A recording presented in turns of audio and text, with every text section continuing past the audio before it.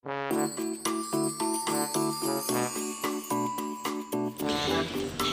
makukulit! So today magluluto po tayo ng special adobo ni Kikay.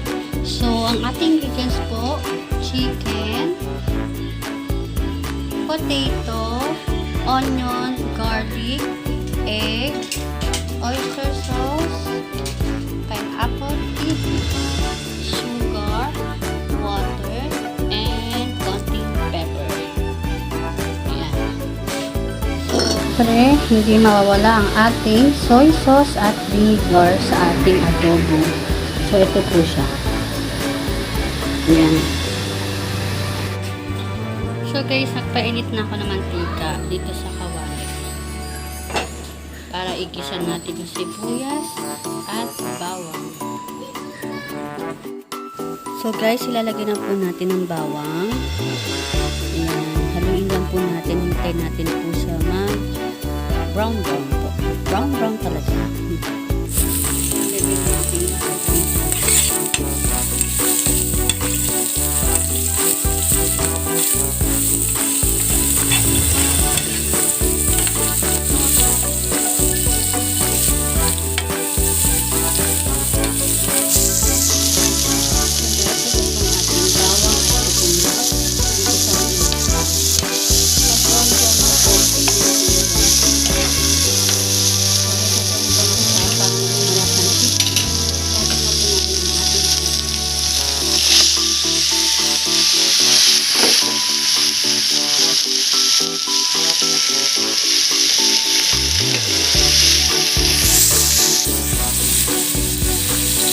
Haluin lang natin ang chicken po para maging malasa siya.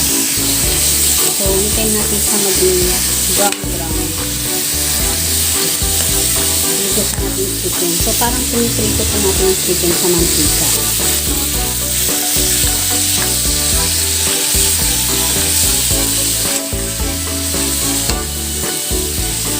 Hintayin natin ng 5 minutes.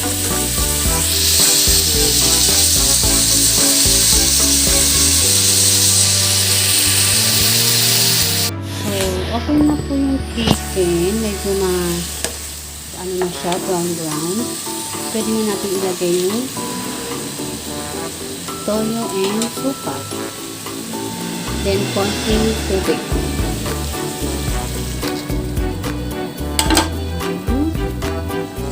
Konting tubig.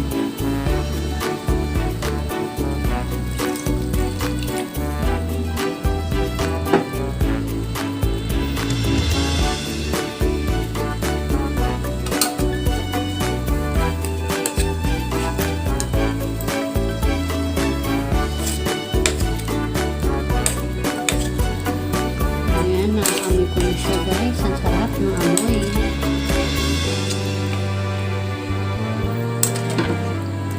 So, pakuluan lang po natin siya ng 20 minutes para lumambot ang ating chicken. Balikan po natin siya. So, habang pinapalambot po natin yung chicken, ilagay na po natin yung egg para at least malaga na po siya. Hugasan ko po yan. Hugasan niyo yung egg para at least malinis po.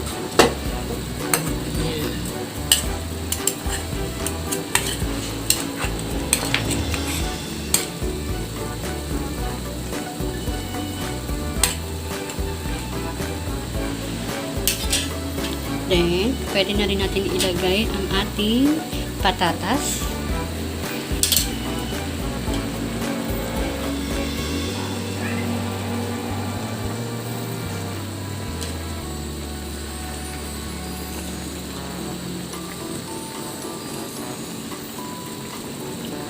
Yung patatas po, ilalim natin siya para lumambot.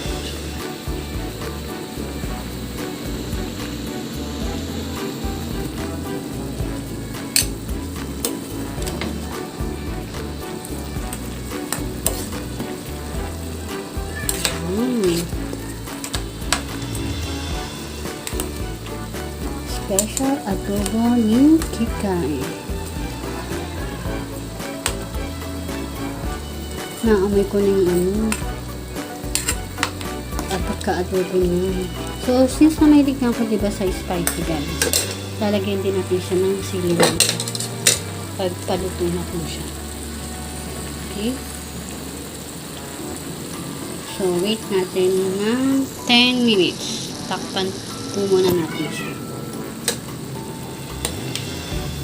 Hindi ko kasi masyado ito lalagyan talaga ng tubig, kaya dito ko siya niluto. Kasi gusto ko tuyot siya, medyo tuyot. Ayoko na masyado masaba. Okay, takpan na natin siya guys. So, habang kumukulo po siya, ilagay natin yung sili para medyo spicy. Ayan.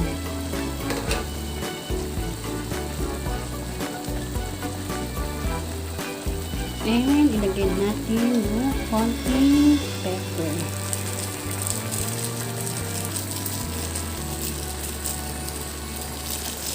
Sakto lang itong ilagay ko.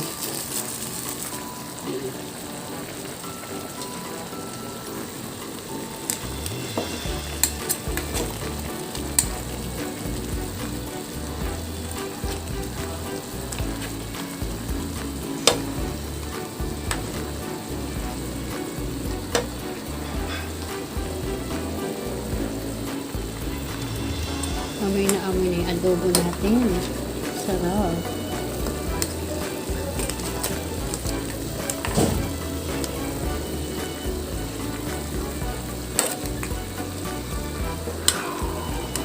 Ayan.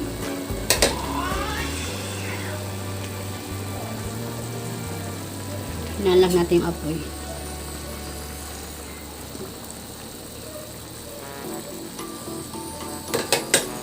So, ayan na po ang ating adobo.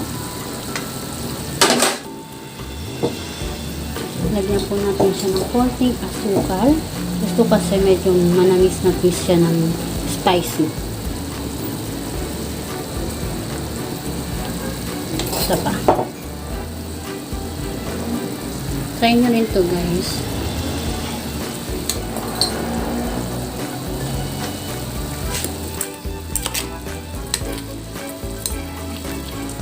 So, yung patatas ko malambot na siya.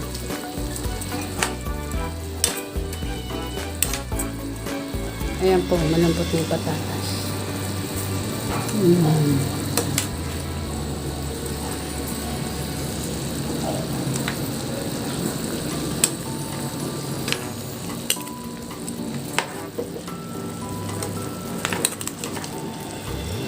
Ayan yung eggs.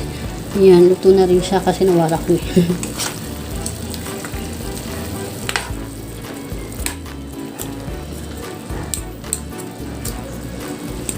Ayan. Then, lagyan po natin ng oyster sauce. Ayan. Actually, sa iba, pwede namang walang oyster sauce. Ako kasi talaga naglalagay ako ng oyster sauce. Nakasanayan ko na po talaga maglagay ng oyster sauce sa aking adobo.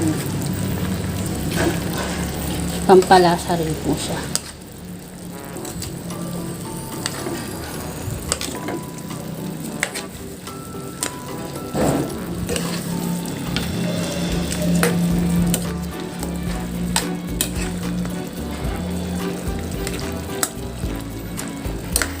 Bango. Ang bango ng adobo natin. So, itong egg, pwede natin iset aside muna. Para mahalo natin ng maayos yung ating adobo. So, since naluto naman na siya, mamaya babalatan po natin siya. Why?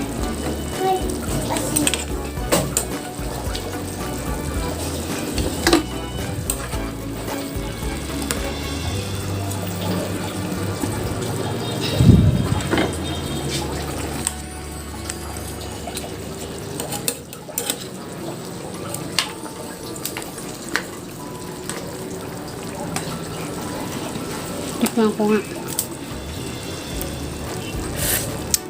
Lasa. Sarap. Siyempre, luto ko. Sabihin ko masarap. So, ipapatikin natin ito mamaya sa kanila. Then, ang last po natin, lalagyan natin ang ating pineapple. So, choices niya na lang po kung maglalagay kayo ng pineapple. So, ako gusto ko lang maglagay niya ng pineapple. Yan. Isama natin sa sabaw para mas masarap. Ate, ba't nandito ka?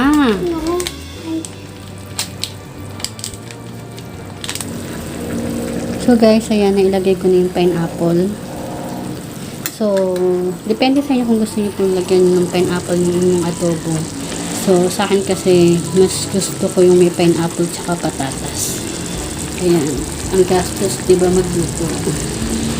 Siyempre, magluluto ka na lang din, dapat sarapan mo na tulad ng sarap ng pagmamahal ko sa aking pamilya. Wow! So, ayan guys, hintayin natin ng 15 minutes, then pwede na natin siya i-serve after nito. Okay, so see you later guys.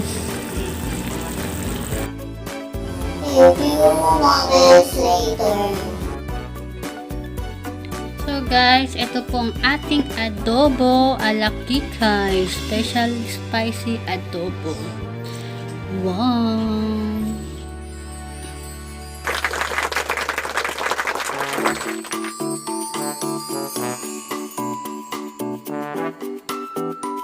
Tanong natin sila. Ano, ate, yummy?